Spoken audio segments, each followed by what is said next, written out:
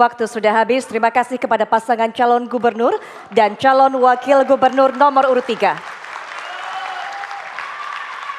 Baik, selanjutnya kami persilakan kepada pasangan calon nomor urut 1, Bapak Haji Muhammad Ridwan Kamil dan Bapak Haji Suswono untuk menyampaikan visi, misi, dan program kerjanya.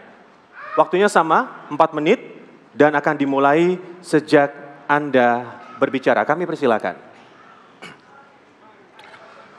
Bismillahirrahmanirrahim. Assalamualaikum warahmatullahi wabarakatuh. Salam sejahtera, Om Swastiastu, Namo Buddhaya, salam kebajikan. Hadir lagi pasangan Ridwan Kamil Suswono, nomor urut 1 untuk Pilkada Jakarta. Salam sayang untuk Jakarta Timur sampai Barat, salam cinta untuk warga di Utara Selatan.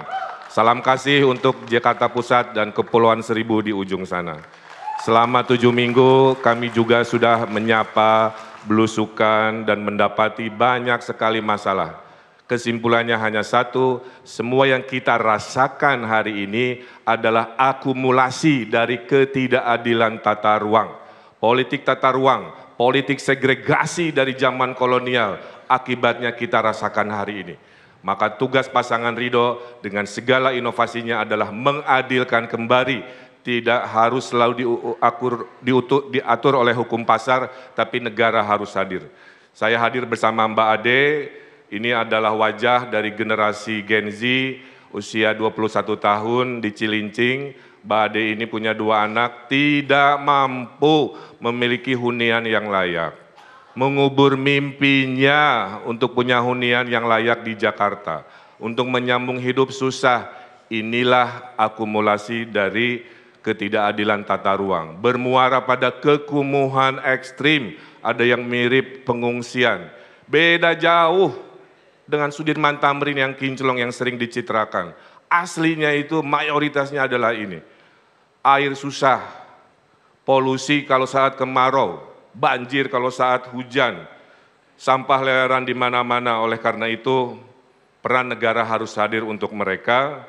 Kita menyiapkan yang namanya program-program renovasi rumah. Dulu saya lakukan 20 juta, mungkin di Jakarta karena mahal, 50 sampai 100 juta per rumah. Hunian vertikal buat Gen Z punya mimpi, bisa di Jakarta Pusat, lahan-lahan di atas pasar, TOD di stasiun, lahan-lahan di jalan maupun di tengah sungai juga bisa kita inovasikan. Ketidakadilan tata ruang mengakibatkan banjir yang mahal. Di utara akibat perubahan iklim juga gaya hidup kita, tanah sudah turun. Solusi mangrove, kombinasi giant seawall bisa kita bicarakan. Persampahan menyertai ketidakadilan tata ruang. Konsep zero waste harus kita laksanakan. Konsep sirkular ekonomi kita inovasikan. Ketidakadilan tata ruang juga mengakibatkan yang namanya polusi. Kita selesaikan secara ekologis, kita selesaikan secara teknologis. Dan jangan lupa, karena Jakarta semangat kota global, kita hadirkan ekonomi baru, ekonomi pusat bisnis disebarkan ke seluruh Jakarta, kemudian ekonomi, kawasan ekonomi khusus di utara, dan lain sebagainya menghasilkan 1 juta lapangan pekerjaan. Membangun Jakarta adalah membangun dengan kolaboratif, setengahnya ide warga, setengahnya ide pemimpin. Silakan. Pengalaman adalah modal utama memimpin Jakarta. Pak Ridwan Kamil pernah menjadi wali kota, gubernur, dan penasehat gubernur DKI Jakarta semasa Pak Sutioso dan Pak Fauzi Bowo. Saya pernah jadi anggota DPR dan menteri. Dengan pengalaman ini, kami tidak perlu adaptasi lagi. Kami akan langsung kerja cepat dan senantiasa bangun kolaborasi dengan pemerintah pusat. Oleh karena itu, untuk pimpin Jakarta hanya ada satu solusi, yaitu pemimpin yang siap. Dan itu adalah Ridwan Kamil Suswono nomor 1. Baik, waktunya habis. Terima kasih kepada pasangan calon gubernur dan calon wakil gubernur nomor urut 1. Ya, dan berikutnya kita juga akan mendengarkan visi, misi, dan juga program kerja tentunya dari pasangan calon nomor urut 2, Bapak Komjen Pol Purnawirawan Dharma Pongrekun SIK MMM Hum dan Bapak Dr. Insinyur Erkun Wardana Abioto MT untuk bisa menjalankan visi misi. Tapi mohon maaf, mohon tenang, kita berikan kesempatan kepada masing-masing pasangan calon secara adil untuk menyampaikan ide gagasan terbaiknya. Mohon tenang semuanya pendukung. Baik, Bapak waktunya 4 menit dan dimulai sejak Anda berbicara. Kami persilakan. Assalamualaikum warahmatullahi wabarakatuh. Shalom, salam sejahtera bagi kita semua. Om Swastiastu, Namo Buddhaya, salam kebajikan, salam Pancasila. Jakarta aman mandiri karena indah adabnya.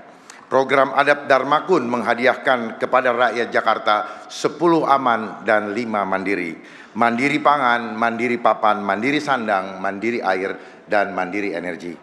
Aman adab, aman banjir, aman abrasi, aman macet, aman ekonomi, aman kejahatan, aman sampah, aman polusi, aman emisi karbon, dan aman pandemi. Dua manfaatnya yang bakal diperoleh rakyat Jakarta dari program Dharmakun yaitu aman dan mandiri. Hanya bisa terjadi bila rakyat Jakarta kompak, sehingga adab berhasil menjadi pondasi seluruh program Jakartaku Aman. Untuk itu Dharmakun punya satu program untuk rakyat yang kompak, yaitu sistem ekonomi adil, getuk tular adab. Aman adab adalah pondasi dari semua aman lain yang bakal dinikmati rakyat Jakarta. Namun yang perlu kita semua waspadai adalah potensi pandemi berikutnya. Karena kalau sampai terjadi, maka semua program 5 mandiri dan 10 program aman tak bakal ada. Kalau kita alami pandemi lagi, tanda-tandanya sudah sangat jelas. Anggaran sudah ada, WHO sudah amandemen International Health Regulation, memungkinkan potensi penggunaan bioweapon untuk membuat pandemi. Undang-undangnya pun sudah siap, yaitu Undang-Undang Kesehatan yang disahkan tahun 2023 dengan pidana denda 500 juta bagi yang menolak divaksin. Dan untuk perusahaan dendanya bahkan bisa sampai 50 miliar, pidana penjara, bahkan ada hukuman mati. Bagi yang paham, ini gong kematian bagi keamanan pengusaha Jakarta. Karena memudahkan membuka potensi pemerasan masif bagi para pemilik perusahaan. Itu sebabnya saya sangat keras memperjuangkan hak tolak bagi rakyat. Dan saya juga keras menolak terulangnya kembali pandemi sebagai strategi asing untuk menguasai kedaulatan suatu bangsa tanpa perlu biaya mahal untuk perang. Cukup dengan isu kesehatan seperti pandemi atau isu ekonomi seperti serbuan barang impor murah yang membunuh banyak pabrik kita.